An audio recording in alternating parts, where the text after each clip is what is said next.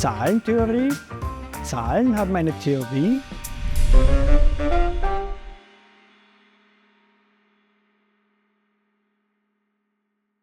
Hast du gewusst, dass unsere Verschlüsselungstechnik auf Primzahlen basiert und nur deshalb funktioniert, weil unsere Computer noch nicht schnell genug rechnen können? Mein Name ist Christoph Eistleitner und ich bin Mathematiker an der TU Graz und ich erkläre dir jetzt, was es mit Primzahlen und mit der Zahlentheorie auf sich hat. Die Zahlen haben nämlich eine eigene Theorie. Die beschäftigt sich, wie der Name schon sagt, mit der Erforschung von Zahlen. Du fragst dich jetzt vielleicht, was es an Zahlen zu erforschen gibt. Das ist doch ganz klar. Die 1 ist die 1, die 2 ist die 2 und so weiter. Na, ganz so einfach ist es auch wieder nicht. Die Zahlen braucht man nämlich nicht nur zum Zählen, sondern die sind ein bisschen wie die chemischen Elemente in der Chemie. In der Mathematik sind die Zahlen die Bausteine von allem anderen. Manchmal kann man sie zerlegen, manchmal nicht.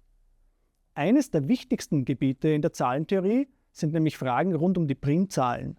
Das sind die Zahlen, die man nicht ohne Rest durch eine andere Zahl teilen kann, so wie die 2, die 3, die 5 und so weiter. Schau dir zum Vergleich die 4 an. Die kann man ohne Rest durch 2 teilen, also die 4 ist keine Primzahl. Auch die 1 gehört übrigens nicht zu den Primzahlen, die ist ein ganz eigener Fall und spielt im Zahlensystem eine andere Rolle.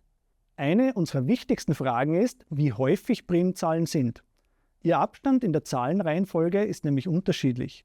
Bei den kleinen Primzahlen, wie eben 2, 3 und 5, ist der Abstand noch sehr gering.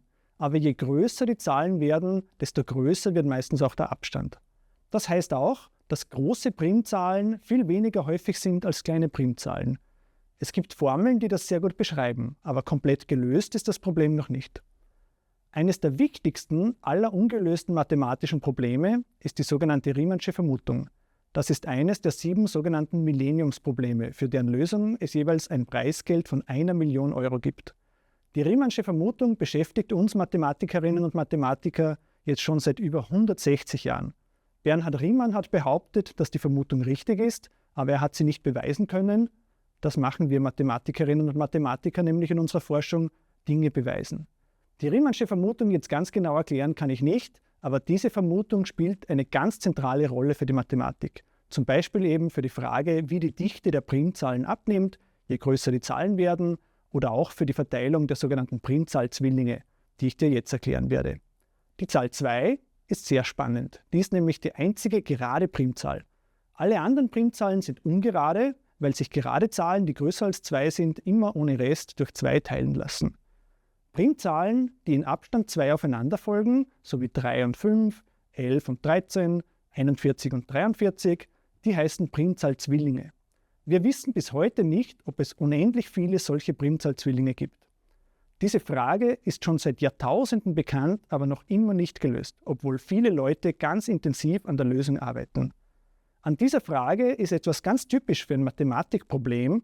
Wir fragen uns nämlich nicht, ob es 1000 Primzahlzwillinge gibt oder 1 Billion Primzahlzwillinge, sondern wir fragen uns, ob es endlich viele oder unendlich viele davon gibt.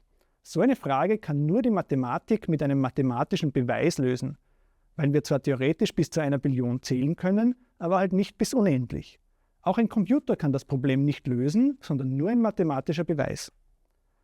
Die Primzahlen sind aber nicht nur unglaublich interessant in der Theorie, sondern die sind auch fürs richtige Leben sehr wichtig. Zum Beispiel in der Kryptographie, also in der Verschlüsselung. Da spielen die Primzahlen sogar die entscheidende Rolle.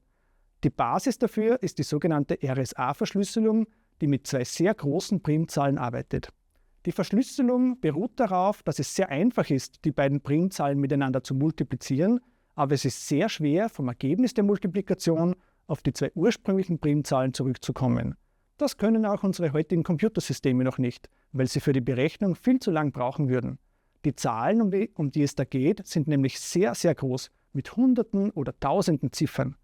Wenn eines Tages der Quantencomputer funktionsreif ist, dann schaut die Sache ganz anders aus. Dann müssen wir uns ein neues Kryptoverfahren überlegen.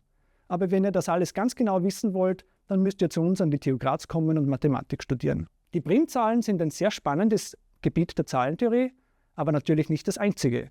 Wir haben auch noch quadratische Irrationalzahlen und transzendente Zahlen und viele andere Arten von Zahlen. Das klingt vielleicht kompliziert, aber das ist unheimlich interessant. Und die meisten Mathematikerinnen und Mathematiker arbeiten in ihrem Forschungsgebiet, weil sie es einfach unheimlich interessant finden. Wir wollen was verstehen, das treibt uns an. Oft denken wir viele Monate, manchmal sogar Jahre über ein Problem nach und verstehen es irgendwann und finden irgendwann eine Lösung. Dieses Gefühl kann man schwer beschreiben, aber es ist so ähnlich, wie wenn man ein richtig schweres Sudoku endlich gelöst hat. Und die Geschichte hat uns auch gezeigt, dass jede Art von Mathematik früher oder später für wichtige Anwendungen in Physik oder Technik gedient hat, auch wenn das am Anfang gar nicht die Absicht war. Wenn Mathematikerinnen und Mathematiker über ein Problem nachdenken, dann machen sie das fast nie, weil sie schon eine Idee haben, wie man das irgendwo anwenden kann und auch nicht, weil sie 1 Million Euro Preisgeld verdienen wollen, sondern einfach, weil es da eine richtig komplizierte Sache gibt, die sie unbedingt verstehen wollen.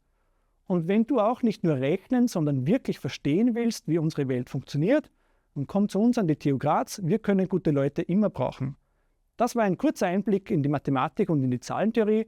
Danke fürs Zuschauen. Hast du vielleicht eine Lieblingszahl? Vielleicht sogar eine Primzahl? Schreib sie mir in die Kommentare.